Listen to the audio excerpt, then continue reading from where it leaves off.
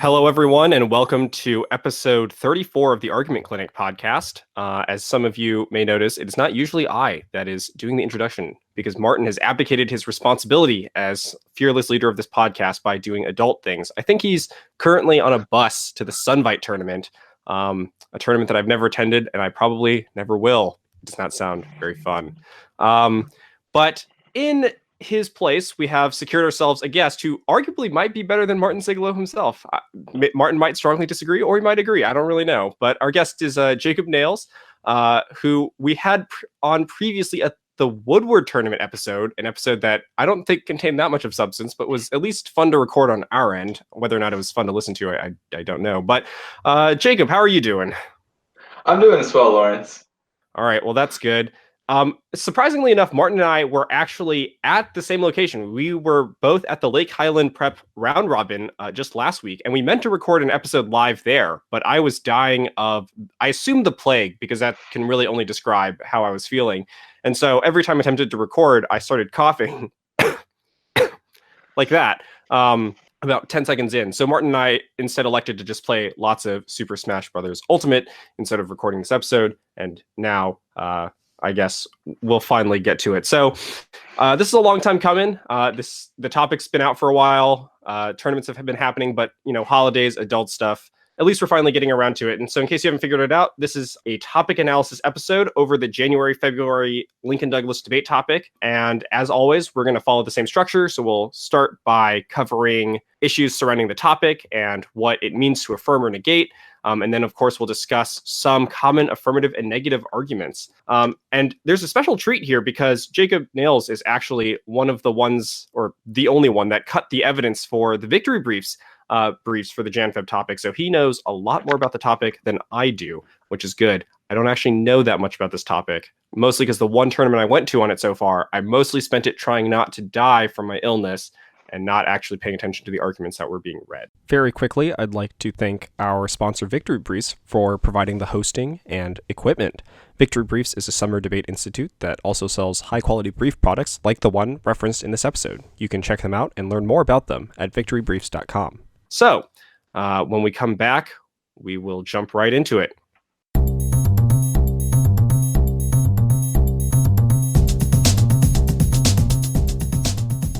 Okay, so let's start by examining what this topic is. So what's going to happen is I'm just going to sort of read the resolution, and then we're going to go through all the key components and the key terms of it. And then we'll answer some, I think, pressing questions that might exist over like what it means to affirm or negate this topic and what this topic does and does not mean.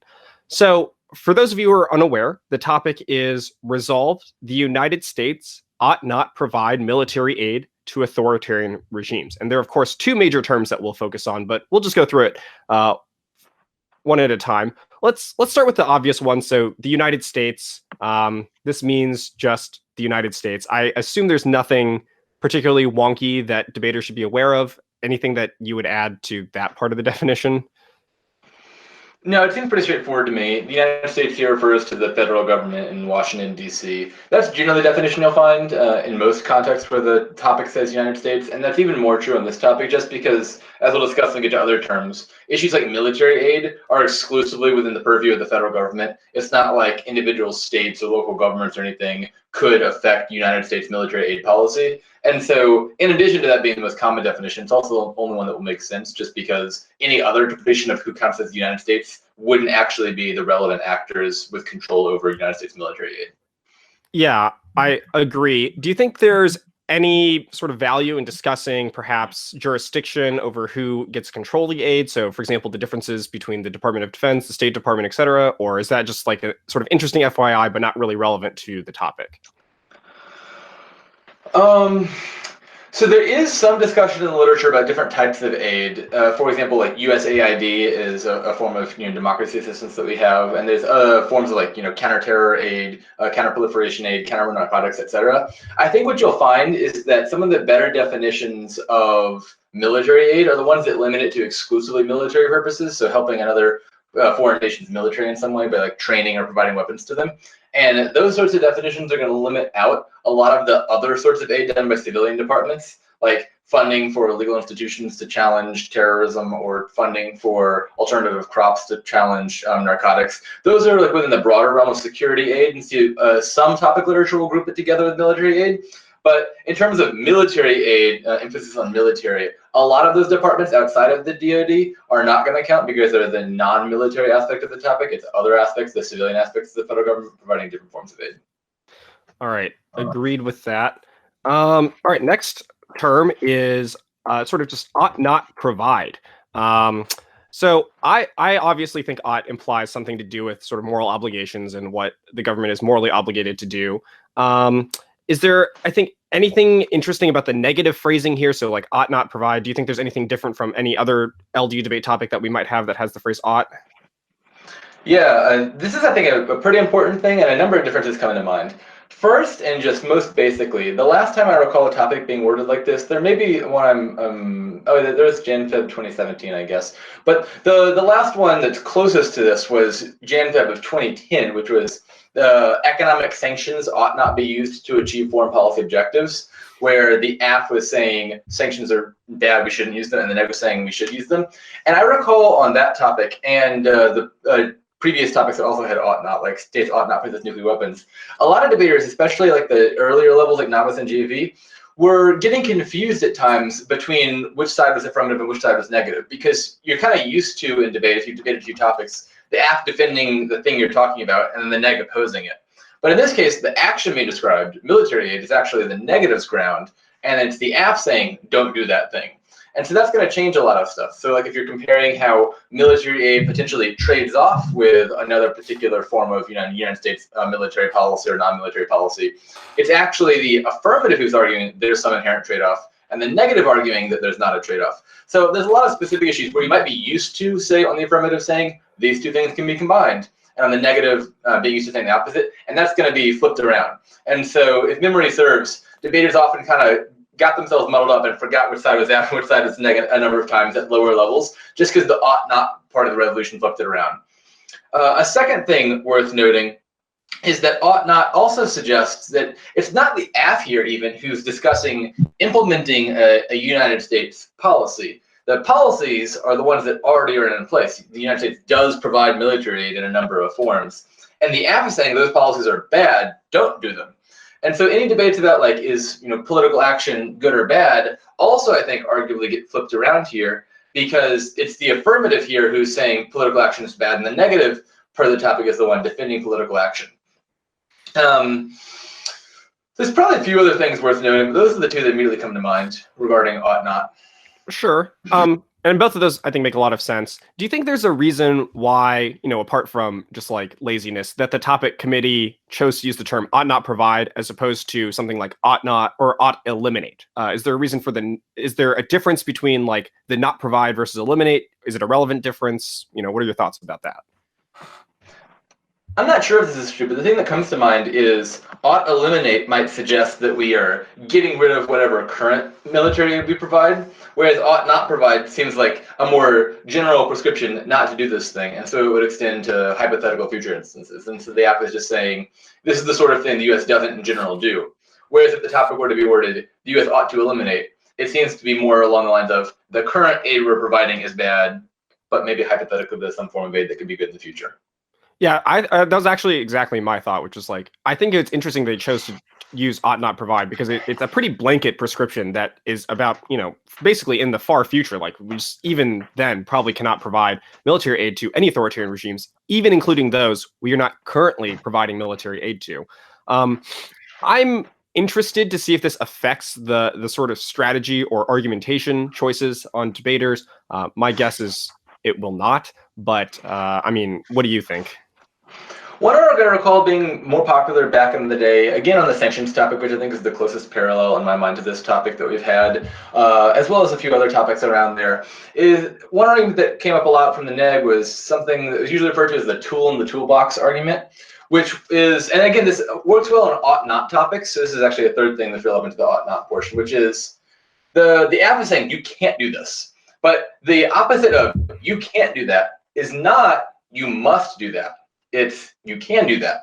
And so the negative ground here, strictly speaking, is not to say necessarily military aid is good and we should use it, but simply to say military aid is an acceptable, permissible option for the United States to use, and it's one that's available to us. And so, much like with the sanctions topic, the negative might argue something like, hey, maybe sanctions don't necessarily always work, but there's some times where they are effective, and so we should reserve the option to sometimes use sanctions in those situations that demand it. Likewise, on this topic, the negative could say, hey, maybe military aid fails on a number of instances, and maybe we shouldn't be providing it to a majority of the world's governments, but we should retain the option if the situation arises, maybe, for example, if it's necessary for counterterrorism, something like that, to provide military aid in those specific circumstances. Because military aid is simply one tool amongst many, and it's not necessarily the sort of thing we just give it to authoritarian regimes because they're authoritarian regimes. It's the sort of thing we hold in reserve in case we have to use it, and the AFA is precluding that option. And so that puts the negative burden, I think, in a slightly more permissive light, not to defend that like a majority of all forms of aid are good or a majority of all authoritarian countries are good, but just to defend that sort of in principle, there's nothing wrong with using military aid if the situation demands it. All right, that's more thoughts than I had about that particular phrasing, but I think I agree with those as well. It's been a while since I've heard the tool in the toolbox argument. I think I made that argument basically exclusively on the targeted killing topic my sophomore year of high school. Targeted killing too. That was another one that came up. Yeah, just it's just in the tool in the toolbox, I'm not actually sure if it's a real argument. I don't think it has a warrant, but whatever. All right, so now to the two real terms in the topic, and I assume military aid, this next term, is perhaps the most difficult to pin down. I found it particularly interesting that they chose the term military aid, which seems less widely used in the literature than terms like military assistance, and instead chose military aid. And there doesn't appear, at least from my reading, to figure out if there's a one single correct definition. But what is military aid? So I'm not sure why I choose military aid over military assistance. I agree that they do seem to refer to the same thing in the literature base. And so, just FYI to debaters out there doing research, if you're having trouble looking for evidence about military aid, maybe throw in the search term military assistance and you'll find some more evidence that's useful. But as far as the definition goes, I think I've seen two main definitions that are more or less the same thing with one important difference. One definition seems to suggest that military aid is two things. It's financing of a foreign military, like by providing grants for weapons or directly funding something. That's usually done through the FMF, the Foreign Military Financing Program, which is like an official US program. You can look it up. And the second thing that we do is training. This is, again, through a specific program, the IMET, which I think is International Military Education and Training. Might want to Google that to double check me. But basically the definition is, these are the two things that constitute military aid as opposed to other forms of foreign aid like humanitarian aid, economic aid, development aid, etc. And so they're targeted at either financing a military or training the military. And so that's the more exclusive of the two definitions. The other definition I think you'll find pretty frequently, for example, on the Wikipedia page for military aid, if you look at that, is basically those two things plus peacekeeping operations, or PKOs. And importantly, the PKOs that are being referred to as military aid are not United Nations PKOs, which you'll see a lot of literature about. US military aid would count the non-UN PKOs, so ones that the US does on its own if we do independent peacekeeping, but not the sort of peacekeeping operations the United Nations does and then the US provides support for, which is also a good portion of PKOs. And so I think those are the two most reasonable definitions. It's either training and equipping, or training, equipping, and unilateral peacekeeping. Either those two or those three things. You might also find this, be careful, a lot of things sort of group more broadly, military and security assistance or military and security aid. And that does cover a lot of international aid. So like, for example, I've seen people discussing counterproliferation. I think you'll find things like that fall into the security, the non-military security side of military aid. You can find good evidence distinguishing those two terms. But I would just be careful to recognize that there's a lot of forms of aid that are even directed at sort of security issues that are not necessarily military aid in nature, because they target, say, civilian programs like civilian nuclear energy of a foreign country, or things like infrastructure development to counter drugs, etc. And then one final thing to note, I don't think there's any definition that supports this. Nonetheless, I've already seen a few debaters make this mistake on this topic at the tournament I was at, is military aid is not military presence. So things like United States military bases are not covered by the topic. getting rid of military aid would not mean we end our occupation of a country. I mean, most of our bases, I think, are in non-authoritarian countries anyway, but you wouldn't be ending U.S. bases. You wouldn't be ending U.S. ships, aircraft carriers, planes, etc. The things that are actually owned by the United States military, the troops in the United States military, those are United States military presence, but they're not military aid just because we have them in a foreign country. That's distinct. That's just our own military, not our aid to another military. So don't confuse this topic with the get rid of troops, withdraw from X country topic. That would not be covered. Yeah, I didn't think anyone would make that mistake, but a quick perusing of the high school LD debate wiki shows that there is more than one debater that is making that argument, and I do not know how the negative pointing out, hey, that is not the topic, has not lost them the round every single time, but who knows? So I guess that's a pretty good comprehensive, just introduction to what military aid is. Typically, I agree, most of the definitions say that it's FMF and IMET, and then there's a bunch of relevant subcategories underneath each, all of which can be included. There are, I guess, two major questions that I think the average person might have about what military aid is, and so I'll pose them to you. The first one is does this include arms sales? Which I guess is a relevant question because apparently the public forum topic for February is about ending Saudi arms sales to Saudi Arabia, and the new policy topic for next year is literally only about U.S. arms sales to foreign countries. And so the question is an affirmative that makes arguments about why, for example, eliminating arms sales to Saudi Arabia fall underneath the category of military aid?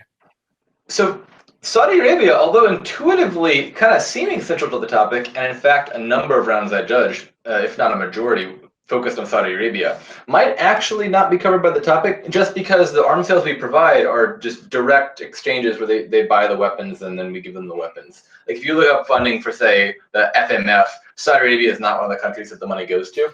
That does not mean arms sales are never part of the topic, because a lot of times things that we're funding might be acquisition of arms. And so if we're doing something like providing a grant to buy United States weapons or providing weapons, anything like that, that would be arms acquisition, but through some sort of aid program. That would count.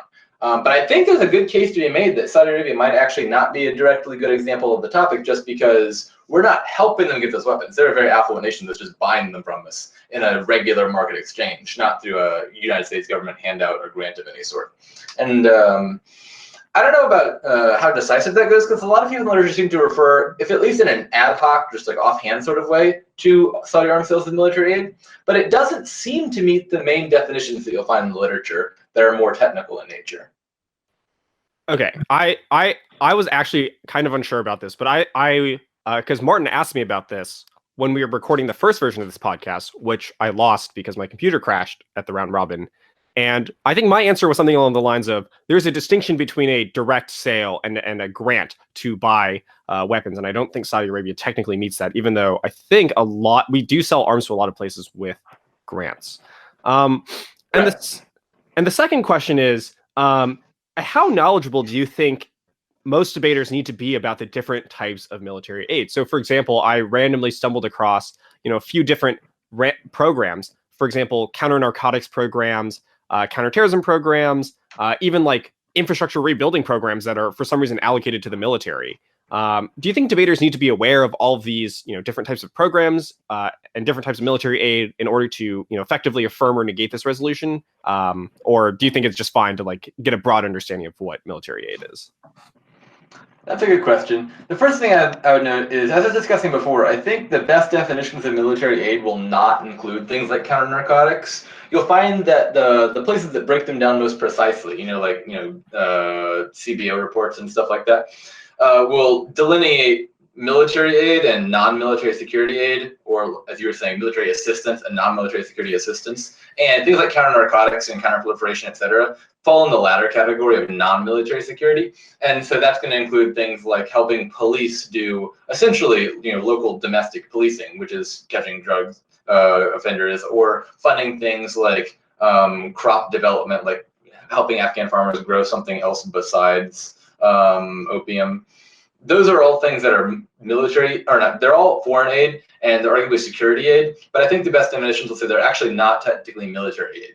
So one thing that might help debaters to understand is if you understand exactly what counts as military aid and not military aid, you'll know to win examples that your opponent cites. For example, those are arguably actually not instances of military aid and are arguably relevant. As far as the specific examples, I think it would be very helpful for debaters to understand both the function and the history of United States financing, United States training of foreign militaries, and United States PKOs, peacekeeping operations, because those are the ones that are those are the three areas that I think are, in the first two cases, and unambiguously part of the topic, and in the third case, pretty arguably part of the topic. As far as those other fringe areas that might be arguably included into military aid, I think it'd be helpful to understand those, but it's not as necessary, just because I think the best argument against those will usually be that's actually not technically military aid. Okay, final big term in the resolution is authoritarian regimes. I mean, the definition of them is pretty straightforward. It's just like a government that concentrates political power and authority, not responsible to the people. And for some reason, they use the term regime as opposed to like state or government or whatnot. I don't really know why. But so I guess the concern here is what counts as an authoritarian regime. Do you think there's like a best metric to figure it out? Because one of the issues that, you know, I think I've encountered so far on this topic is debaters will find a piece of evidence from some random staff writer at a news source that will call insert X country authoritarian because it does, you know, some bad thing. And it says that is authoritarian. And that seems to me to be a very poor way to define what an authoritarian regime is. Do you have any thoughts about, you know, how debaters should go about defining what an authoritarian regime is? Yeah, so the first thing I'll say as a preface is I'm certainly less knowledgeable about the definition of authoritarian regimes than military aid because I haven't looked into it with, you know, nearly the same degree of rigor. And so this is more me spitballing than me saying what the consensus of literature is. But my impression is that this term is actually more ill-defined than military aid, just because authoritarian regime isn't necessarily like a clear classification that countries are divvied up into. And so a lot of it is journalists and such just using the term often just as a random pejorative against a country they don't like. Like I'm sure you could find for almost any country in the world someone who called it an authoritarian regime at some point. That doesn't suggest that every country in the world is an authoritarian regime. It just suggests that people use the term very loosely. And so you might try to find, and I'm sure this exists somewhere, like some official source, you know, data that defines what counts as an authoritarian regime or an autocracy or some similar term, and uses some at least relatively, which I'm looking for, objective, quantifiable metric, like measuring, you know, certain scores of like, you know, there's various organizations that score these things various ways, and maybe that provides some sort of delineation of which countries are and which countries aren't. Albeit it's still a little bit arbitrary because there's not going to be any sort of global consensus or even consensus for the purpose of U.S. policy. I don't think it's going to be super necessary for most debates, though, just because the topic, I think, is not going to be about like whether, I don't know, Botswana technically counts as an authoritarian regime. Maybe someone who knows about the government of Botswana can tell me how horrible that example was, or maybe it's on point. But you know, imagine some fringe countries that may or may not count as authoritarian regimes. You know, whether or not they're technically authoritarian regimes is probably not going to be super relevant, given that there's at minimum dozens of authoritarian regimes in the world, and again, as we're discussing, potentially in the future, more or less. And so the truth of the topic isn't going to hinge so much on whether like one particular country does really need or doesn't really need aid, because there's a lot of authoritarian regimes out there, many of them get U.S. military aid, and so any affirmative or negative is going to have to make a much broader statement than just like, you know, Chad really needs military aid or something like that, or Central African Republic absolutely does not need military aid. Even if those were true in isolation, it would just be like one example. And so the sort of technical distinction of like, does this country or does it not meet the definition of authoritarian regime, at the end of the day, only really gets to you just like, is this one example applicable or somewhat inapplicable, but maybe still relevant? And so I think that's going to be less important in most debates. Yeah, so I think there are two major things that I'll toss in here. First is generally speaking, because of the last couple of topics, most debaters have been gravitating towards the Economist Index or EIU or whatever it's called, Economist Intelligence Unit. That's what it is, and it has a democracy index that it uses to rank authoritarian regimes, and that has been typically the accepted way of figuring out, you know, which regime is authoritarian or not. And I think that's a much better way of interpreting what counts as an authoritarian regime. Because again, random staff writers I don't think are qualified to like define an authoritarian regime and then sort of give a reason why. And then of course the second big thing is there are some people that might interpret authoritarian regimes is plural. Therefore, all I have to do is demonstrate that the United States ought not provide military aid to some non-zero number of authoritarian regimes, but it does not have to be all of them. It doesn't have to be what I think most debaters would call the general principle. Now, I think this view is obviously incorrect, but you have written comments about this on the V Briefly post that most directly is associated with this question. And so can you give us perhaps brief reason for why you think the topic does not allow affirmative debaters to merely claim that eliminating military aid to just 2 or more authoritarian regimes is sufficient to affirm? Yeah, so I mean, I guess the first thing I'll say, the comments that Lawrence is referencing, I'll just go ahead and make that plug explicit. If you want a more thorough understanding of this particular argument or this aspect of the topic, look up the article Existential Bare Plurals and Quantifier Scope by Jake Nebel. It was published recently on V Briefly.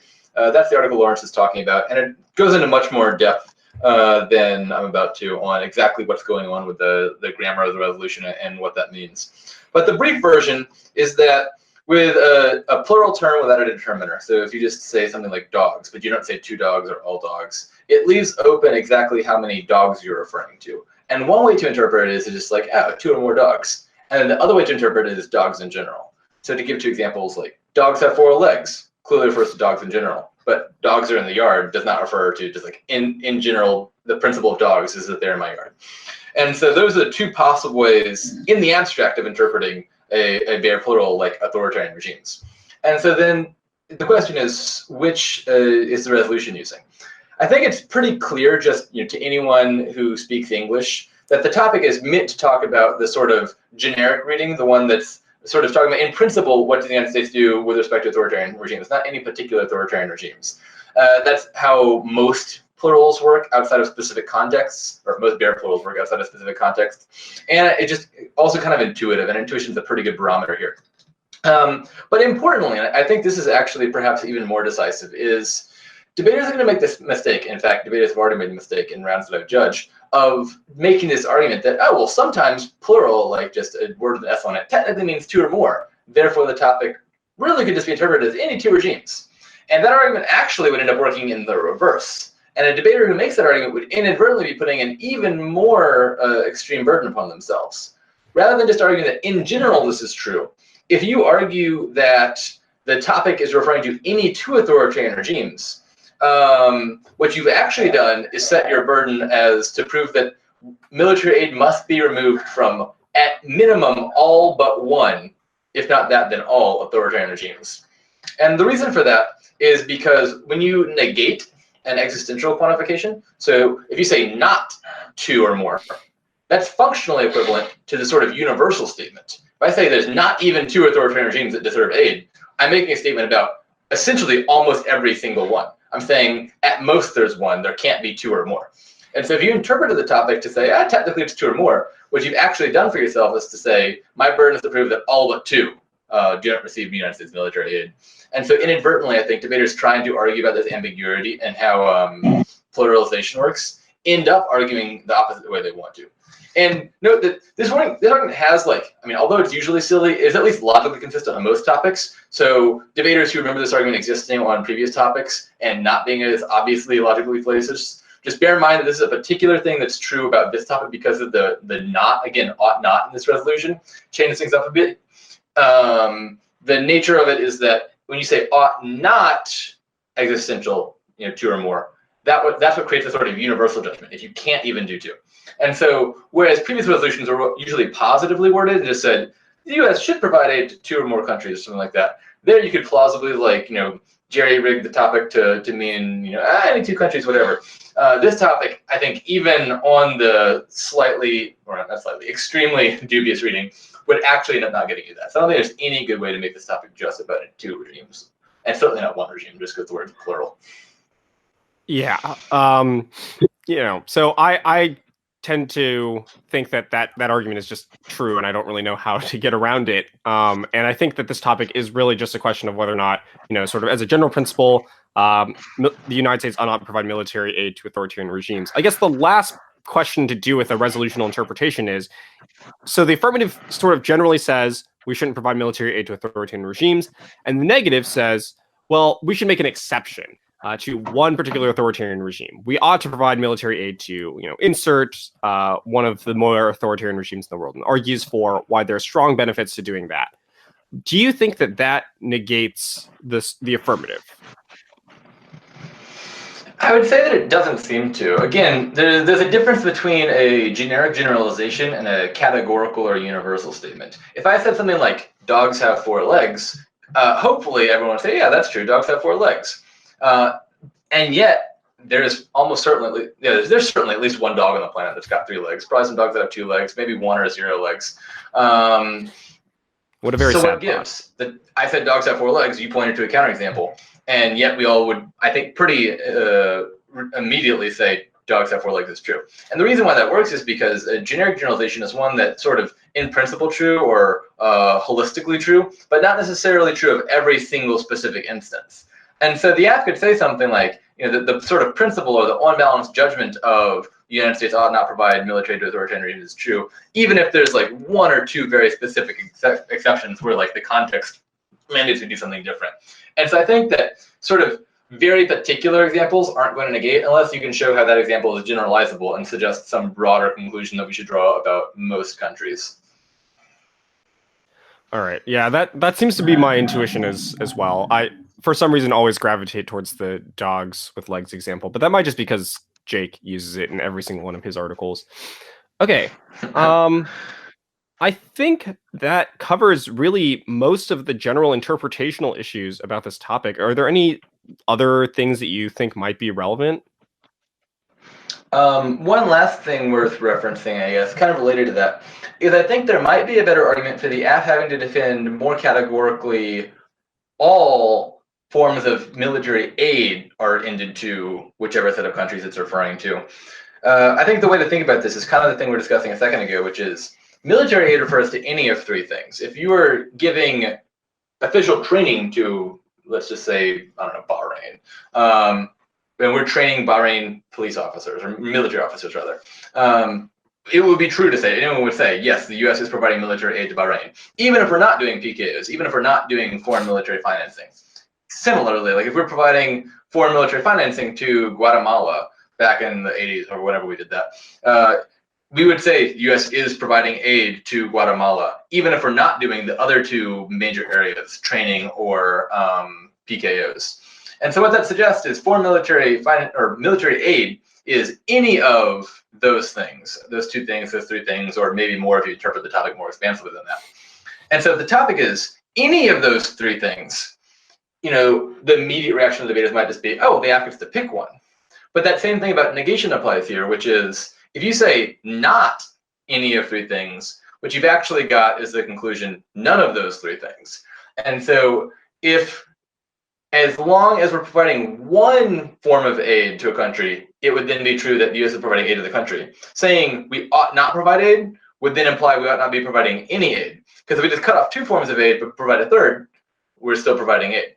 And so I think the app might not have to be categorical in scope with respect to countries, but I do think the app arguably has to be categorical in scope with respect to aiding or not. So it still has to say that in general, for most countries, we should be providing no military aid. The app can't just say, well, IMET sucks, we shouldn't provide that aid to most countries. That affirms. Because if we're still providing, most countries will say grants or peacekeeping or whatever, we're still providing military aid. And so I think there's a good argument for interpreting the app burden as with respect to the mechanism as being probably categorical. They have to end all aid to some amount generally of countries. That is reasonable. I actually did not think about that, but it is a relevant consideration, especially in some of the debates that I'm coaching. So maybe I should have thought about that. Okay, cool. I'm pretty sure that's about as comprehensive as we're going to get without actually putting some of the listeners to sleep. So I guess when we come back, we'll just start jumping into some of the affirmative and negative arguments.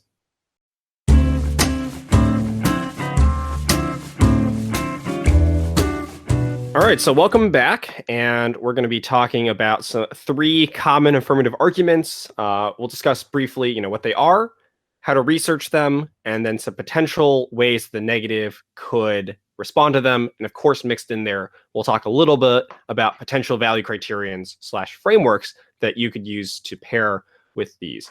I will say, as a sort of general overview, that this is not a topic that is as conducive to philosophical debate as previous ones, especially the other ones from this season, which had a lot more in the way of philosophy going for it. And the other thing that's kind of annoying is that the negative is relatively restricted in terms of its philosophical options, even though the affirmative has some. They're not very great, and they're certainly a limited amount of options, at least relative to the typical assortment that most topics present. So most of these arguments are going to be couched, a little bit more in terms of consequentialism than some previous topic analyses, because truly and honestly, there's not that much outside of it that this topic invites. So we'll start with the first one, and this is the one that perhaps does not need to be entirely consequentialist, but for some reason always ends up getting deployed in such a way. So we're going to talk about human rights. So the way that I understand this argument is that, generally speaking, the United States should not support authoritarian regimes by providing them military aid, because that they are such notorious abusers of human rights, and there's either some reason to suspect that it is intrinsically good to not provide them aid, perhaps by avoiding being a culpable actor and assisting these human rights violations, or there's some instrumental good in removing this military aid because it might change their behavior in some way.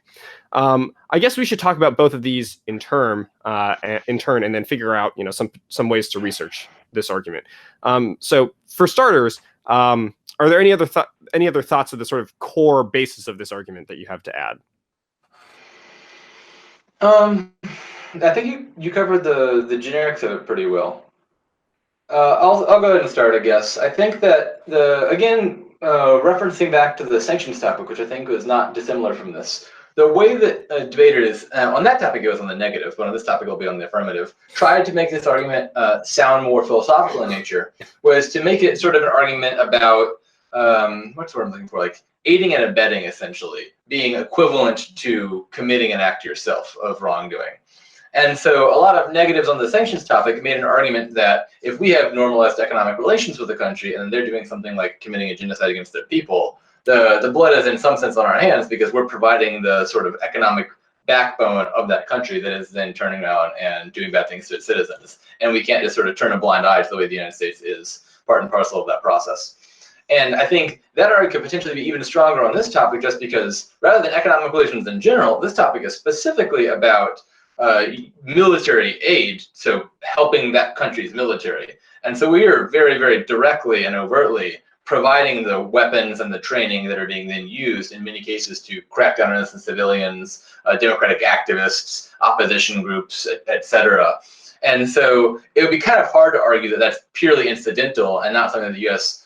Would clearly recognize, if not actively be supporting, when they're providing that. And so you could argue that, insofar as you think that there's some sort of moral obligation, not to commit genocide, which sounds pretty plausible to me, that should also extend to a moral obligation not to be complicit with or aid another country in committing genocide, because that would make you, if not equally responsible, then at least similarly responsible. And the way that, the law could treat you as an accessory to murder, we should treat, morally the United States as being an accessory to atrocities when it helps authoritarian countries commit gross human rights violations. Yeah, that seems, pretty straightforward to me. And to me, it seems like one of the stronger arguments on the topic, if not one of the just like more true statements in general. Now, I earlier brought up a distinction between perhaps affirmatives that pursued this as a sort of intrinsic versus instrumental good. Do you think there's a preferable approach, one or the other? If so, why? So in my mind, it always makes strategic sense on this particular topic for the AF to introduce this claim initially as being a non-consequentialist argument, just some sort of intrinsic moral obligation. And the reason for that, as you referenced a minute ago, is that the negative is kind of pigeonholed into more pragmatic utilitarian grounds. Just because there's no, maybe it exists, but I haven't found it yet. None come to mind, any sort of moral obligations that just there's sort of like an intrinsic moral obligation to help dictators and give them more weapons. all the negative arguments are going to in some way hinge on the sort of practical necessity of doing that because we need to like fight terrorism or because we need to win a war or whatever. No one's going to argue that just in and of itself there's a moral obligation to provide weapons to authoritarian countries. And so as the app, if you know that the negative, all of their args really, really hinge on a consequentialist framing about the pragmatic effects, then even if you are fine debating pragmatic effects, you should recognize that comparatively speaking, that's the framework that most favors your opponent. And any other framework gives the negative a higher burden in the 1 and C of not only winning their contentions, but then also winning their consequentialist framework. And so if I'm in the affirmative, even if I ultimately want to become the 2AR, phrasing this human rights argument in a consequentialist fashion about the total number of human rights being huge and being very severe and outweighing other harms, I would still think I should introduce it in the AC as being a sort of deontological claim about, you know, the intrinsic worth of people or some sort of intrinsic wrongdoing, just because I know that kind of inevitably the negative has to take a more pragmatic route in the NC. And then once they do that, I'm free to pivot if I want to. But there's no point in go ahead and giving you the negative the framework they want the most from the AC and then allowing them to just neglect the framework debate entirely. I saw debaters, in fact, in the one term I've judged so far, spending large amounts of time justifying utilitarianism in the AC, which struck me as a huge strategic mistake because, in fact, in every single one of those rounds, the negative would just go on to concede it. All that time was wasted. And so I think that the AF probably wants to at least make the neg do the legwork of justifying utilitarianism by initially positing these claims as non-utilitarian in nature. Yeah, I agree with that 100% because that is almost entirely how I approached debating in Oklahoma, which is that I knew I could beat almost any given debater in Oklahoma. Well, yeah, for sure. On the sort of just pragmatics, like I just had a lot of research, had a lot of evidence, and typically speaking, the topics bias the affirmative in those worlds anyways. But I was, excuse me, always much more comfortable in forcing the negative to have to win their philosophical justifications for their arguments. Because either I could just out-philosophy them, or that is just wasted time on their part, and the 1AR will pivot to whatever I want to talk about anyways. And so I think that is almost always the way to go. And certainly I think there's nothing stopping the affirmative from making both claims in the affirmative case. You know, contention one, something along the lines of there being some intrinsic good to refusing complicity in authoritarian regimes and the human rights abuses they commit. And contention two being about how removing military aid is an effective form of leverage to get them to change their behavior and minimize those human rights abuses. And clarify, I don't need to win both of these to win the round. It's sort of an even if, and you can win either of them to win the debate. This seems like a very straightforward and easy one to research. Doesn't seem that difficult to find evidence that says, you know, we should end military aid to regimes that commit human rights abuses, both for intrinsic goods like, you know, refusing complicity, and also for, consequentialist reasons that it would sort of leverage and change their behavior. I guess the one part that might be difficult for people to research is the philosophical element that says there is something good in and of itself about refusing to assist authoritarian regimes. Now, I know you cut some evidence about this because I was just reading it, but can you briefly mention, you know, one place that you might be able to find that philosophical evidence? Yeah, I did cut a few of that. I think they ended up in the Victor Reese evidence packet. I think that a general place to look is you probably want to research sort of international law literature, because that's going to discuss the sort of global obligations of countries with relation to one another. In terms like complicity is probably a good term, or anything like that, that would reference a country's failure to distance itself from another country and how that might be especially morally important.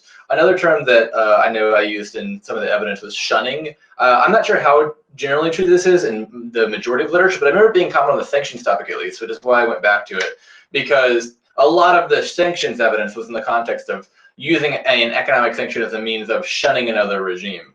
And so I think at the very least, there's some literature, certainly, on the sort of obligation to shun violators of international norms, you know, countries that are, you know, rampantly oppressive and things like that. And so I think if you're looking for the sort of moral literature, I would look in areas like that.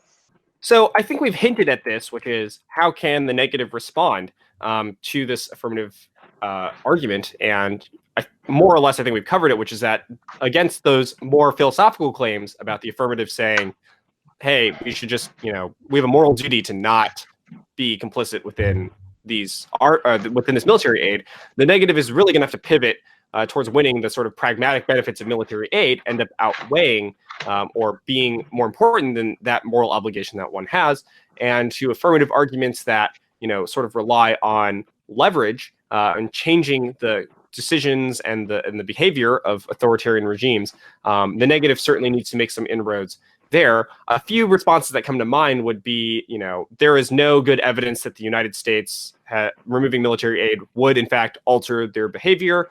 A good example is like Egypt, where we'll occasionally withdraw some aid from them and then cave after a while anyways and give them their aid back. And it doesn't really change the way that they deal with human rights, and doesn't change the way that the way that their government works. And there's just not that much reason to suspect that just removing aid is in any way like a strong incentive to change behavior. Any other things the negative should try to say against these affirmative arguments? Yeah, so first, I think attacking the pragmatic side of things, whether the AF as a consequence actually reduces human rights. In addition to the generic behavior arc, another arc that I think is going to be somewhat common is going to be that these countries might just turn elsewhere. This came up recently in the discussion about Saudi arms sales. It got a few headlines because I think it was Trump commented probably in a tweet that just like, oh, well, if we don't sell them, Russia or China or someone else will. And I don't know how true or false that claim is, but there's definitely some literature in both directions on it. And so you'll probably find some debaters, I've already seen this argument show up a few times, argue things like, well, if we don't sell the weapons, that just opens the room for China to sweep in and expand its sphere of influence, or for Russia to do the same. And that maybe those countries, insofar as they care even less about human rights than the United States does, or because they have inferior weapons that are more faulty and less precision-based, might end up exacerbating the sorts of harms. And so that's one way to challenge it at the pragmatic level. At the sort of moral level, about the sort of obligation not to ever be complicit, I think the neg might want to push maybe on the sort of threshold, because although it's true almost certainly, like if we were encountered with like the most egregious example of human rights abuse, like overt genocide, and we're like giving the weapons to the people doing it, we might not want to be complicit in that. It's not exactly obvious that like every country that is authoritarian, Reed doesn't have a formal election system, is necessarily rampantly abusing its citizens at the level of a genocide. And so you might ask, is the obligation so categorical that like every country that commits any human rights abuses we just can't do business with? If so, that suggests just like a ridiculously isolationist paradigm for United States policy that doesn't really interact with how the real world works, and where we have to deal with less than perfect countries, including ourselves. Or if it's a relatively high threshold, like only the worst of cases require active intervention and complete distancing, then in that case, is it really the case that every authoritarian government meets that? Or should we simply, write off the few authoritarian regimes like North Korea that are so beyond the pale that we can't do business with them, but that there are many that, although they might not be, proper functioning democracies, might not necessarily be the worst human rights abuses. And, some, it might be the case that there's some democracies even that have more human rights abuses than more authoritarian regimes. So the neg might push it. Why is the level of egregious human rights abuse set at exactly lack of full democracy, something like that? All seem like reasonable responses a negative could make. Alrighty.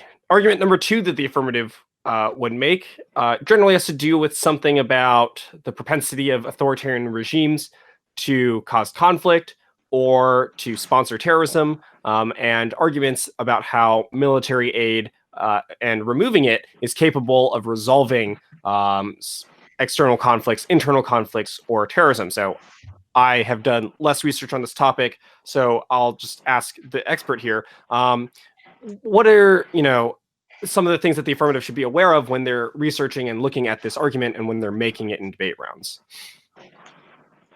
So a few affirmative-leaning versions of this argument. The first and hopefully most obvious is that there is a correlation between weapons and war. Obviously, giving countries more weapons and training them to use those weapons makes it easier for them to kill people and then use them to wage war. And so it's very, very eminently plausible for the AF to argue that if we want to minimize either conflict with foreign countries or even internal conflict, like suppressing civil revolts, that we shouldn't be providing these countries with more weapons, because that just only facilitates their ability to engage in war. There's definitely literature that says that. It should be kind of obvious, but there are authors who will make that explicit. Secondly, there is the sort of perverse incentive that the United States creates where, oh, there's say, potential hotbed of terrorism in your country. We're going to provide you weapons because you need to combat terrorism. Now that country recognizes we get oodles of funding from the United States only insofar as there's a terror problem in our borders, and that makes it worthwhile to fund us. Do we have an incentive to stop the terrorism? No. We might keep it from getting out of hand if need be, but we don't actually want to eliminate the terrorist groups, because if we do that, the U.S. isn't going to give us weapons anymore. And so you end up sort of backfiring, because if you provide the weapons for pragmatic purposes like eliminating the terror, then you create incentives for more terror, because then they allow the terrorism to continue in order to keep the weapons fund flowing. And then finally, one argument that you'll definitely find in literature, especially with respect to terrorism, is that providing weapons to brutal dictatorships and stuff doesn't make us very popular with the local civilians, shockingly enough. And if we're perceived as abetting repression of, say, democratic activists or just innocent civilians more broadly, then it makes countries and citizens of those countries like us less, and it breeds more resentment both towards the government that's repressing them and towards the U.S., who is helping the repressive government. And so that can spawn things like insurgencies, terrorism, etc., because you're creating the sort of conditions for radicalization that make more people more likely to engage in violent actions. All these arguments you can find in literature, by the way, if you just research the connection between military aid and terrorism, or between internal conflict. All right, that was pretty in depth. It seems like one of the more contentious affirmative arguments, though, because the empirical evidence that demonstrates the success of withdrawing military aid in altering the decisions of these authoritarian regimes isn't entirely clear one way or the other.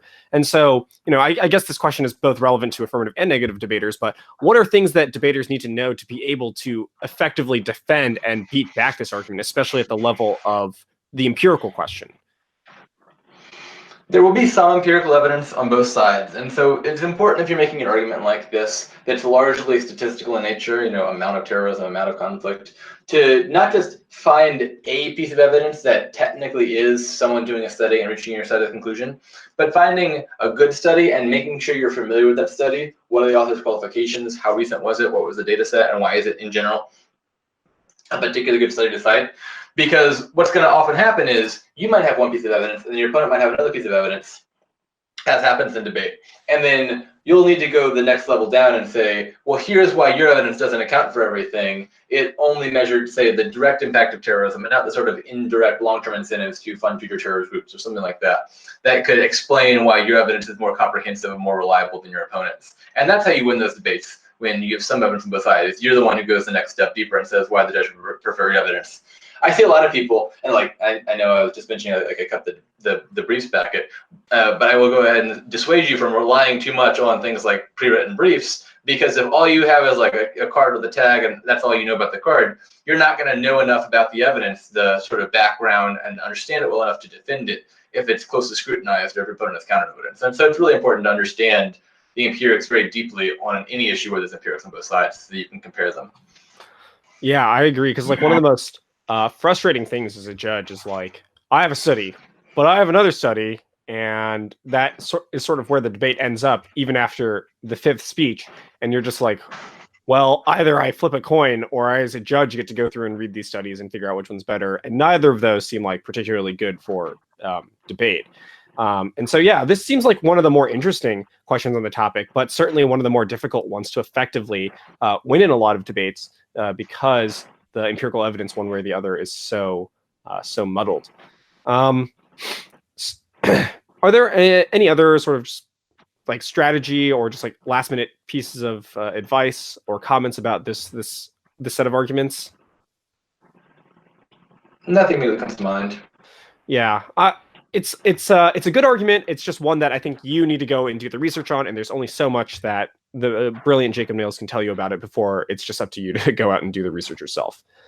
Okay, so the final argument here is about the credibility of the United States, which, let's be honest, it's not super high right now, but it could be better potentially if we stopped providing military aid to a bunch of very openly and obviously bad authoritarian regimes. And one thing that you'll notice when you're doing the topic research is the United States funds a lot of dictatorships in the world. There's this Truth Out article that says that the United States funds 75% or it gives military aid to like 75% of the dictatorships in the world. And it does not make us look very good. And there's some argument to be made by the affirmative that, ending our military aid to these authoritarian regimes would improve the credibility of the United States, at least in terms of its relation to human rights and to its support of democracy, and that might be good for a litany of different reasons, to which I will leave Jacob Nails to expand upon.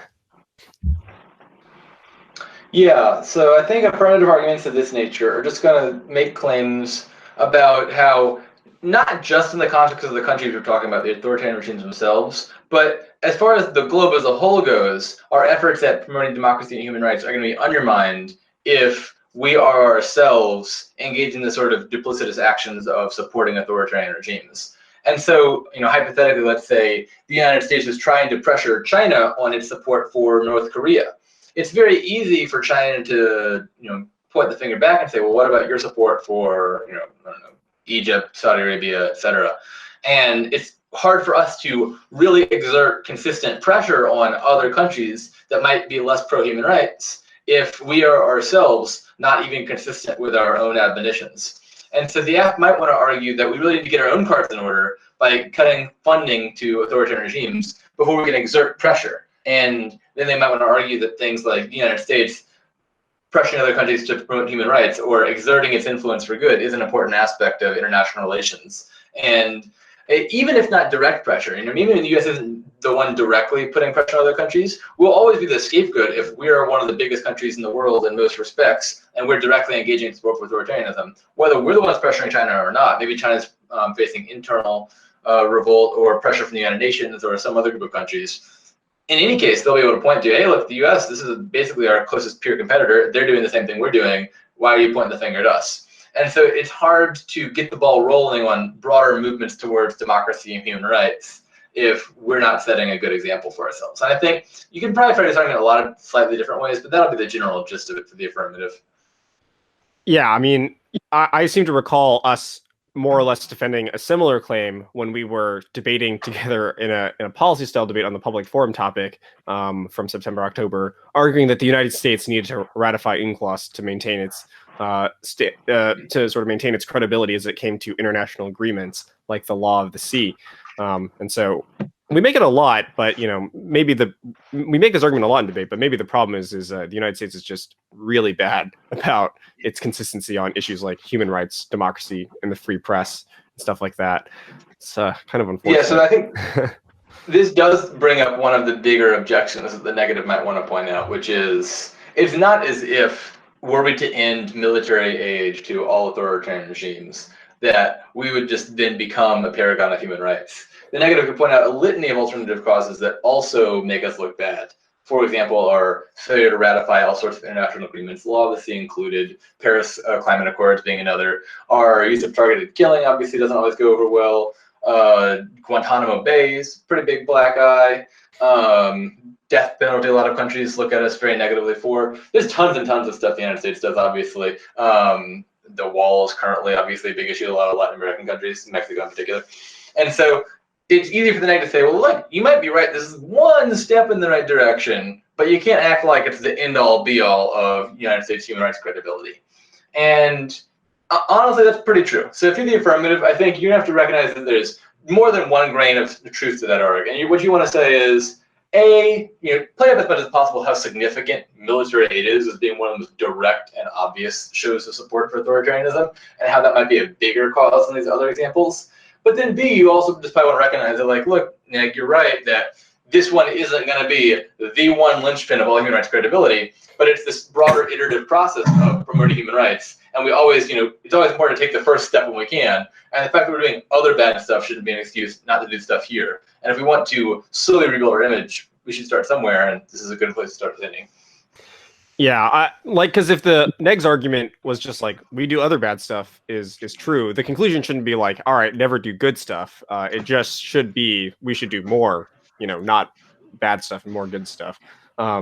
So, the Neg is probably correct that the affirmative is not going to solve all of its issues surrounding human rights credibility. But, military aid is a pretty big part of it. Like, it's hard to imagine like that, like other programs that are so well known as just like America's consistent support for a bunch of dictatorships while it constantly preaches the value of spreading democracy. But yes, I agree. It's one of the more difficult affirmative arguments to win just because the United States is ultimately not that great at maintaining its credibility. And the negative should be quite willing to point it out. All right, well, that seems like most of the main affirmative arguments covered. Are there any sort of last minute just thoughts about the AF as in general? Like maybe some of the things that it should be aware of strategically, or just like comment about the goodness of an affirmative side that starts, that isn't like super biased, a topic that isn't super biased towards the neg or something like that? No, not necessarily. I mean, my last 2 cents for the affirmative is you're always going to be on the more rhetorically powerful side of the issue, and so maybe try to use the two-arity advantage. Obviously, judges probably intuitively want to vote for authoritarianism is bad. We shouldn't give those people weapons. And so if you can sell that very effectively with some persuasive examples, that might help you a lot on this topic. Yeah, I agree. It like the ethos and the pathos here is pretty strong, which if you listen to our judge adaptation episode, you'll know more about. Okay, when we come back, we'll briefly discuss some of the common negative arguments on this topic, and then we'll go into our conclusion.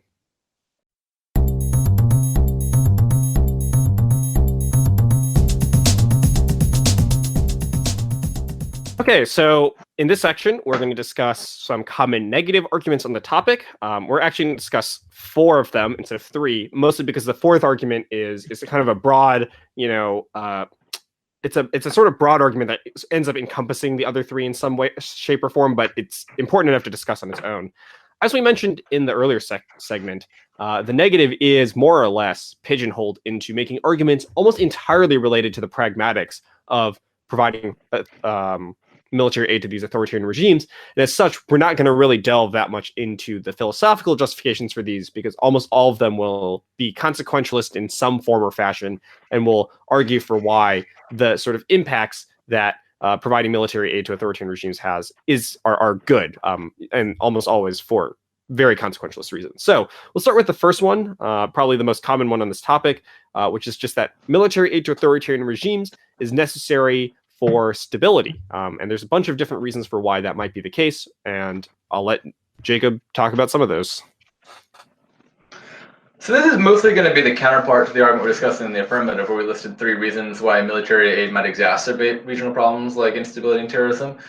That argument is not unidirectional. The negative could also make this argument in a number of ways. You might argue that it's important to provide military aid to fight terrorists because some of our best weapons against terrorism are going to be local people on the ground who live in that region who are willing to fight against terrorism in their own backyard but are unable to due to lack of weapons.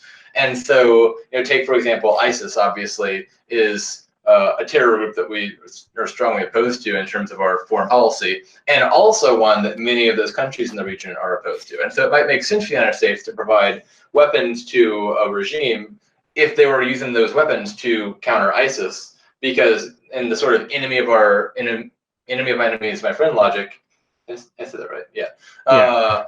In that sort of rationale, it makes sense. Even if we don't necessarily support that country very much directly, the least bad thing is for, say, a sham democracy or a somewhat unrepresentative country to have weapons than for ISIS to run them over and have like a horrible, even worse human rights bad thing on our hands. Words are failing me at the moment, but you get the idea. Obviously, the least bad option is to give the weapons to the country that's less bad than the terror group. Something like that, I think, could work. Likewise, you could argue in terms of domestic insurgency that those sorts of things might even cause more instability, and there's no guarantee that the domestic insurgencies that were to happen would be instilling a democratic government. It might just be taking over for its own personal interests. And so there could be value in reducing the capacity for domestic insurgency by just providing the ability to maintain stability and order. And so weapons, again, have practical utility, not just in waging war offensively, but defensively. And so that might be the negative version of this argument.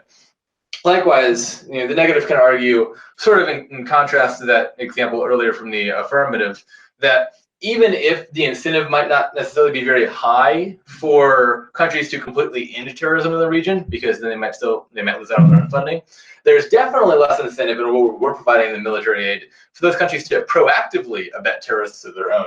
Obviously, one big issue with terrorism is state sponsors of terror, and that's one of the best ways for terrorists to turn from a small grassroots movement of killing a few people to a much larger transnational threat, is getting official government backing, funding, and so forth. And so the neg might argue that the incentive is much lower for countries to proactively go out and help terrorist groups if they're on our payroll instead. And so winning their allegiance in that specific respect might be important.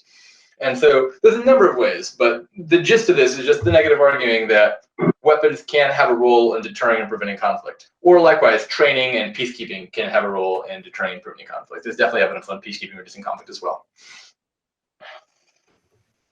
All right. Pretty simple to me. Obviously, as you mentioned, this is the sort of flip side to the affirmative argument. So when the affirmative is responding to this, they're really just going to kind of assert the truth of their original claims and sort of compare it. And once again, this is an empirical question that does require that debaters get relatively familiar with the empirical literature and the studies that are backing this, as well as being able to, I think, explain in a very easy to understand manner for the judge the sort of overarching picture and the story of what the effects of military aid are. Because, you know, it's one thing to have a study, but humans, for better or for worse, are very drawn to the narrative that is being presented here. And so if you can provide a compelling narrative for why military aid works the way it does, that's going to be a lot easier to convince a lot of judges, especially judges who might hear abstract numbers and it may not resonate with them, even though it should, because humans are irrational. Okay, so the second major negative argument is, perhaps better categorized as a response to a lot of affirmative arguments, but could be its own argument on its own. And that's an argument that we call fill-in. We mentioned it briefly on the other side of affirmative arguments as a potential negative response. And the basic idea here is that, look, these authoritarian regimes are going to exist. It's not like removing military aid or anything really is just going to like make them poof, vanish. And if we do not provide them aid, the alternative to us doing it is likely some other actor who is even more devious and less well-intentioned than we are, if you can imagine such a thing exists. And as much as you might find the idea of the United States providing, F-16 fighters to a particular nation abhorrent, imagine China or Russia, those two being the big examples, being the suppliers of weapons and like tanks and fighter jets and military intelligence and stuff like that. And so actually, when the United States is the one that is providing the aid, they're actually the ones that are preventing even worse actors from coming in and gaining a regional foothold and expanding their influence in ways that are detrimental not only to the United States, but also perhaps to the world at large. I feel very little need to explain this argument more, given that it's pretty straightforward. But I'll ask you, Jacob, are there any other things that negative debaters should be familiar when they're debating this argument? I think you got the core picture. I've already seen this argument a few times, so I expect that it'll probably be pretty common just based on the few rounds we've judged already. And I saw some evidence already that was pretty decent on, there's a comparative study one debater had that just looked at aid from countries that weren't China and aid from countries that were China. And apparently, aid from countries that aren't China doesn't have too much effect, but aid from China proactively increased conflict in a number of places where they provided it. And so that was some nice comparative evidence that this particular person had, suggesting that China fill-in might proactively be worse, because aid from China seems to have a worse effect on increasing regional conflagrations than other forms of aid from other countries. That does not surprise me. And it seems like a very strong negative argument, and a very, very popular one, as you mentioned. I've already seen it many times because it's a good argument that applies to virtually every affirmative, and it even better will be able to turn a lot of the affirmative's arguments. So every affirmative argument that we mentioned previously, such as human rights or like conflict or credibility, all of that is potentially worsened in a world in which the United States vacates that spot and allows a much worse actor to take its place. And so I think that's one of the strategic implications of this argument, is that it not only has a big external impact, which might be China aid causes war, but it might also turn a lot of the affirmative's arguments. All right, third argument is called national interest. I'm going to just let Jacob talk about this one. Yeah, so this covers kind of a basket of issues. This one is more the flip side of the AF's human rights credibility argument, which is the negative might argue that we need credibility not just with the already very liberalized democratic world, but we also need credibility with the struggling democracies, the authoritarian regimes, the developing world that doesn't already have full-fledged good governance. And that maybe providing military aid to those countries is one way to sort of get them on our side of the ballpark on various issues. And there's definitely some evidence to support this. You can find this in the literature. I know I already cut a few cards. There's a few in the Victory Breach packet already about this. That just suggests that, no surprise, when we give countries money, they're more likely to accede to our demands on various things. I wonder why. So if you set, yeah, I know, right? So countries that are on the United States payroll for large amounts of military aid tend to be more willing to comply with the United States, votes in the United Nations and the United States general policy towards the region in which they're in. And the impact of this are varied, but the basic idea is just we need allies, even if they're not perfect allies, in order to get our goals accomplished. And so one way that was referenced earlier was terrorism. Obviously, having allies in the war on terror is important for getting information, for actually conducting fighting, and so forth. It can also be utilized in other ways. So, for example, a big common example on this topic is Saudi Arabia. One reason we aid Saudi Arabia so much is not necessarily because we like them, but because they're a crucial regional partner in a lot of ways. They counterbalance Iran, which is a country that we historically have been trying to, contain with the nuclear crisis in the early 2000s and so forth. And having another strong power in the region who supports us can be helpful for that. They're also helpful pragmatically for things like keeping the oil flowing, because they control a lot of that. And so it's in our interests to be friends with, if only for purely instrumental reasons, the country that controls a large portion of the world's oil. And you can think about these sort of scenarios, and there's obviously a ton of them. But the point is, just in general, the U.S. does benefit a lot from having countries on its side and pursuing all sorts of world issues. And so in very indirect and hard to quantify ways, military aid can help us promote peace and stability and whatever values we support, because it makes other countries more willing to get on board with those and help us do that and not actively violate them. All right, makes sense to me. Again, shouldn't be that difficult to find evidence for. So, this is after all, the State Department puts out reports that are this is why we give aid, and all of them are obviously a little bit biased and very self-serving, but all of them have pretty good rhetoric explaining why we give aid for the purposes of the United States. They have to justify themselves to the United States citizens, and they tend to be pretty good at it. The fourth and final negative argument is one that we've included because I think it more or less is talking about a lot of the same issues that the previous three negative arguments are about, because it is about the sort of goodness of aid, that it is capable of promoting stability, stopping fill-in, making, or promoting the interests of the United States. But it is instead an argument that is basically countering the affirmative's relatively strong stance that they're taking, which is that they have to eliminate all aid, right? And again, as we mentioned in the interpretational section of this episode, the negative is not forced to say that we must provide aid, nor are they, forced to say anything other than that we can provide aid. And one thing that we can use aid to do is to, alter the behavior of authoritarian regimes. And that's what sometimes we do attempt to do, which is to condition aid on the, completion of various objectives that the United States deems good. And so this is the conditional aid argument. And the general idea is that military aid to authoritarian regimes can be given if they meet certain objectives that we want. We've done this before with other nations. One example is Egypt that comes to mind, where we attempted to get them to accede to some of our demands by becoming a little bit more politically liberal, stopping the jailing of journalists and stuff. Not sure that it really worked, but whatever. And the negative can say, instead of ending all aid, we should just condition that aid on the acceptance of certain terms and conditions that that authoritarian regimes might agree to. It seems to me like a pretty strategic argument. And there are several think tanks that have published papers about how they think the United States should condition its military aid. And it seems pretty strong because it's capable of accessing, a lot of the good things that the affirmative is talking about. If there, for example, affirmative case is about how ending aid leverages countries into being better respecters of human rights, well, you would say conditions that aid upon whether or not they better respect human rights. I feel like there are two, maybe three issues that negative debaters might encounter when thinking about this argument. And so I'm just going to ask you about these. Number one, is this a counterplan, and are those allowed in Lincoln Douglas debate?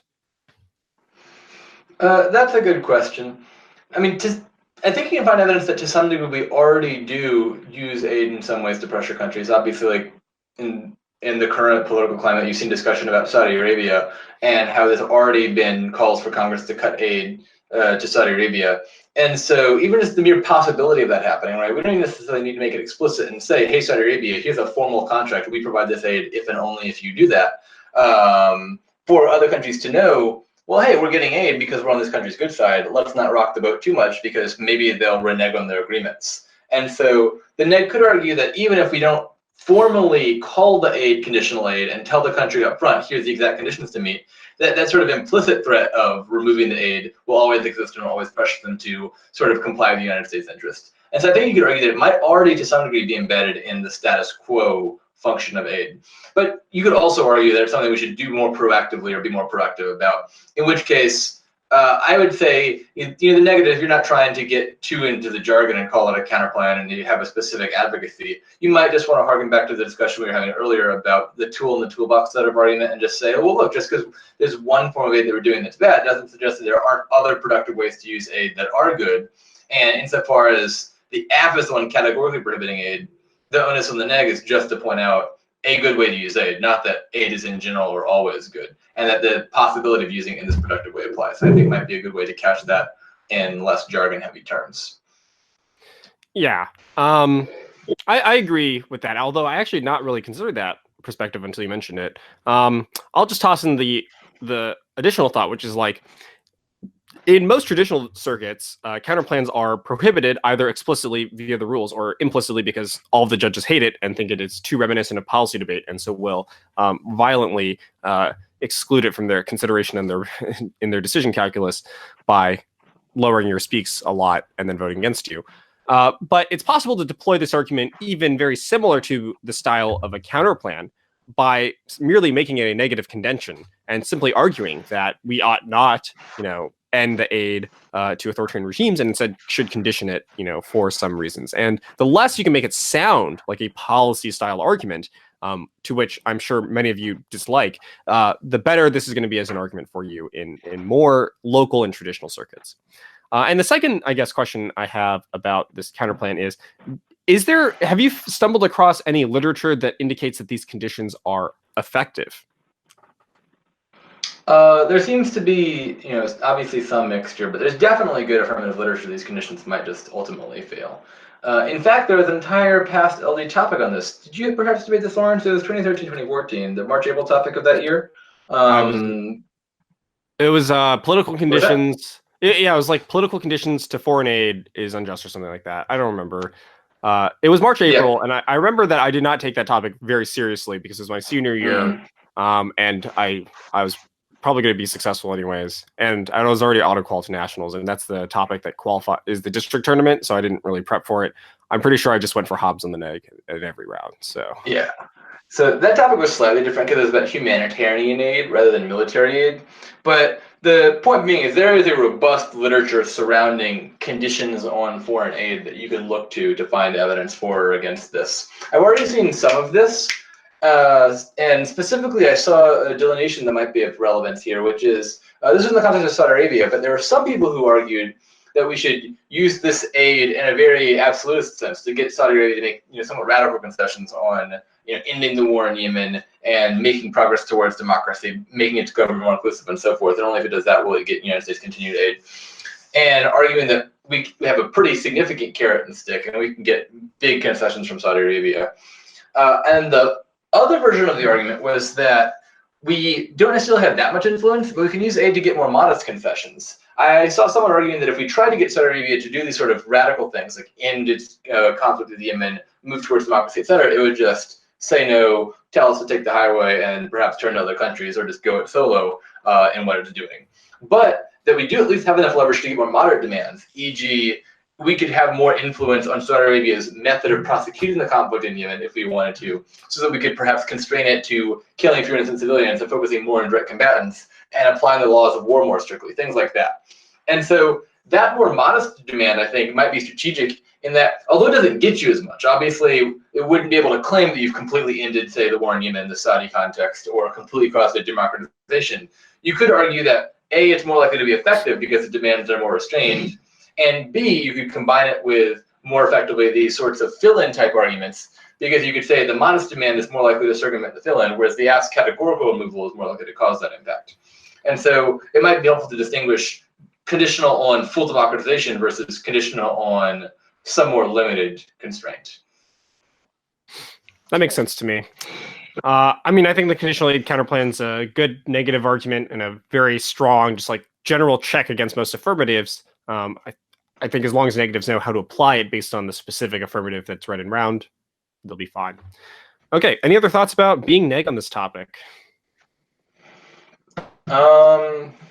Make sure you have ethos. Obviously, the F has a natural ethos advantage, so you want to make sure you can counter that, because you know the 2AR that's likely coming is just like, isn't authoritarianism terrible? Why would they support this? And you want to make very clear to the judge that it's not as black and white as that. And so don't let yourself get behind the ball on the framing of the debate, because that's the place the F normally naturally wants to be on topics like this. Yeah, I can for sure say that if I was affirming on this topic, half of my 2ARs would just be like special pleading with the judge. Like, please don't support these authoritarian regimes. They're so bad. And truthfully, they are. Like, I'm pretty sure this is a pretty F-biased topic. But, you know, the neg cannot let the affirmative get that advantage. And they should insist that the judge evaluate the pragmatic use of military aid rather than the sort of moralistic musings of a high school debater in these debate rounds. Okay, so when we come back, we'll just do a quick conclusion.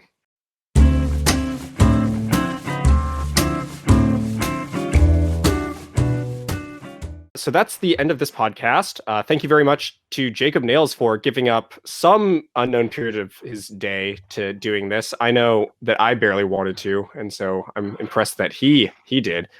Weirdly enough, I just kind of like asked him while I was at the doctor's office, and he was like, "I can do this podcast in 15 minutes." And I was like, "Okay, well, I better get home really quick." And so he came home and recorded. So thanks to coming on such short notice. I'm pretty sure I'll see you in like 2 weeks at the Emory tournament. Maybe we'll record another live one there, and maybe my voice will sound less dead from the illness that I had. Just over 2 weeks from now. Which is, wow, this year is moving fast. It seems like just yesterday I was sleeping through the ball dropping on midnight at New Year's Eve. Okay, thanks to Victory Briefs for sponsoring this podcast by providing the mic and the hosting support. Its camp dates and locations have been announced, and the briefs for this topic can be found at victorybriefs.com at the store section. And it will actually prove to be a pretty valuable resource given the amount of evidence and arguments that we've referenced from the brief packet. And so if you haven't picked one up, I'd consider it. And finally, be sure to rate and review us on iTunes and SoundCloud, and share this with all of the friends that you have in debate. I imagine that number, may not be huge because the amount of people that do debate isn't very large. But for all those that, we can reach, we'd really appreciate it. We do this podcast basically out of the goodness of our hearts with like no pay. And so at the very least, maybe some person can listen to it and gain something useful. All right, on to what Martin terms the only important part of the podcast and what I term to be the bane of my existence, the mini debate. I was going to originally debate Jacob over whether or not we should have the mini debate at all and whether or not it should be abolished. But I figured Martin was not here to defend himself, and so it would be a little bit unfair. So instead, we've decided to go with a topic that Jacob has selected, and we'll debate that really quickly and sign off. So this topic is basically who is the better villain, either the Joker from Batman the Dark Knight, or Thanos from the Avengers, Infinity War, the Marvel Cinematic Universe, although really there's just one movie that matters, Infinity War. So I'll let Jacob start off here. I'm interested in hearing this case. Yeah, so not to knock the Dark Knight, that's an excellent movie overall, but I think the Joker specifically is ultimately a relatively empty stand-in for villainy. His backstory isn't never fully developed, and he tells his backstory a number of times in a way that are obviously unreliable and false, and you never really learn the truth.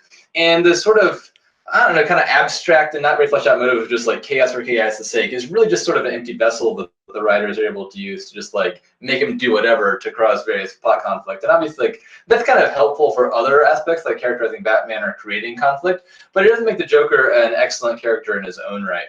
Whereas Thanos, I think, has the hallmark of what I think is a very good villain, which is a villain who is plausible and that you could imagine their motivations. Like you could see someone thinking that and acting that way.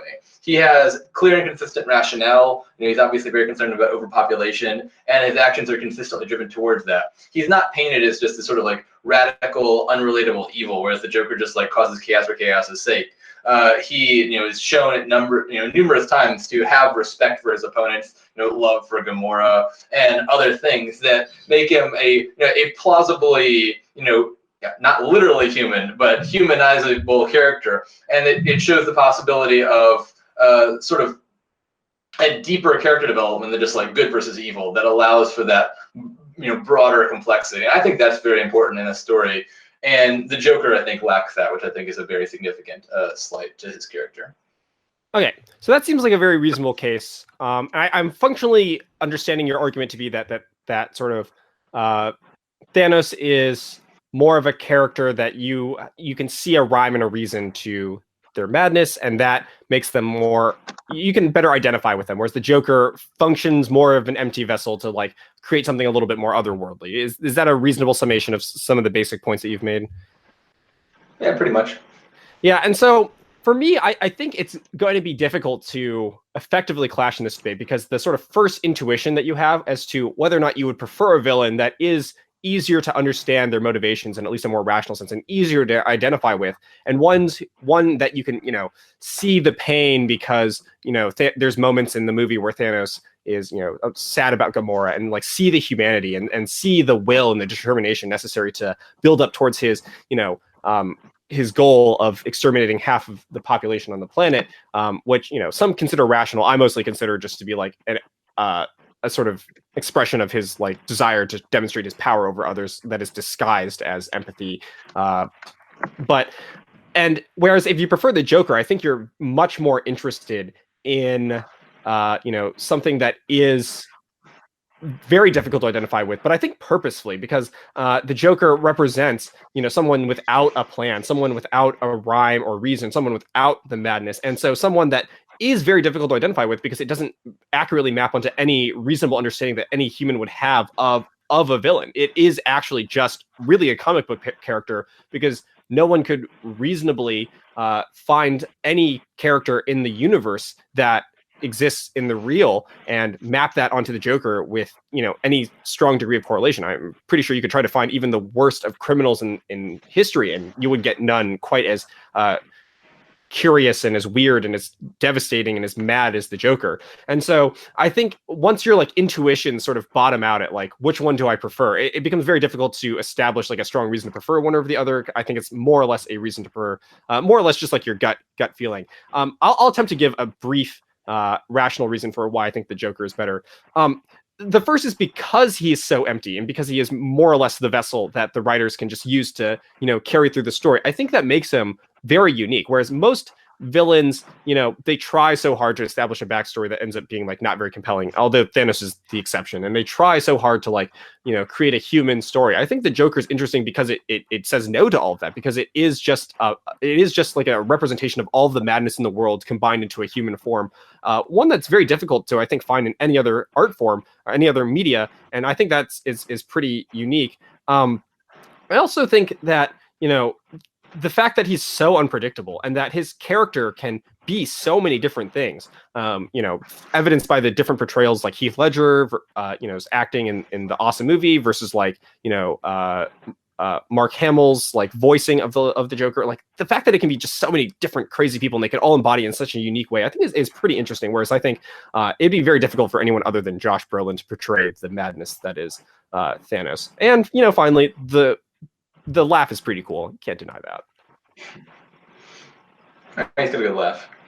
I guess my final word on the matter, just two brief points. First, I disagree with the uniqueness of the Joker. I think a great example of where that sort of character archetype is exceedingly common is just like any sort of young children, even to like early adolescent fiction, like kids shows. The Joker is the prototypical villain, is someone who's unrealistically evil, like Hades from Hercules or whatever. They're just like overly simplistic good versus evil paradigm. So I would disagree that the Joker is the exception to the rule there. I think it just shows that he is drawing from the more simplistic base rather than what I think takes the movie above and beyond, which is being able to move beyond that and still have a villain that is simultaneously evil but also understandable.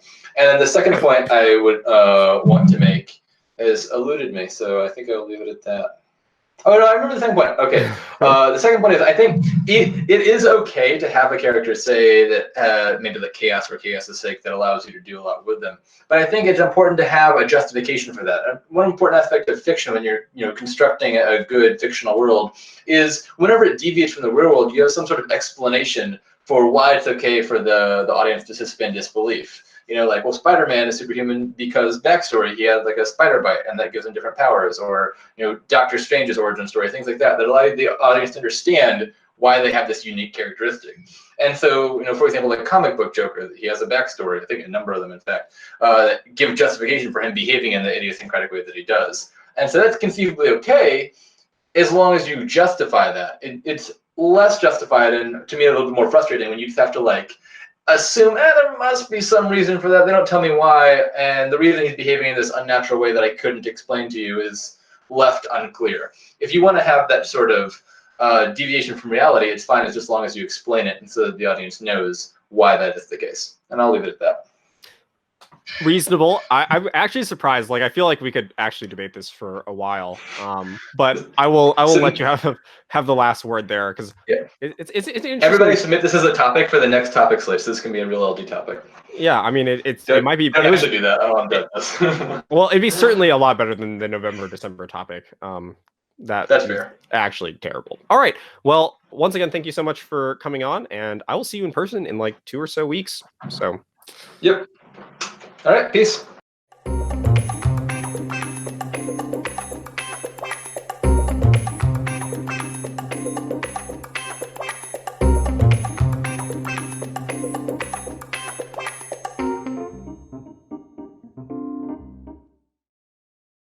No, this isn't an argument.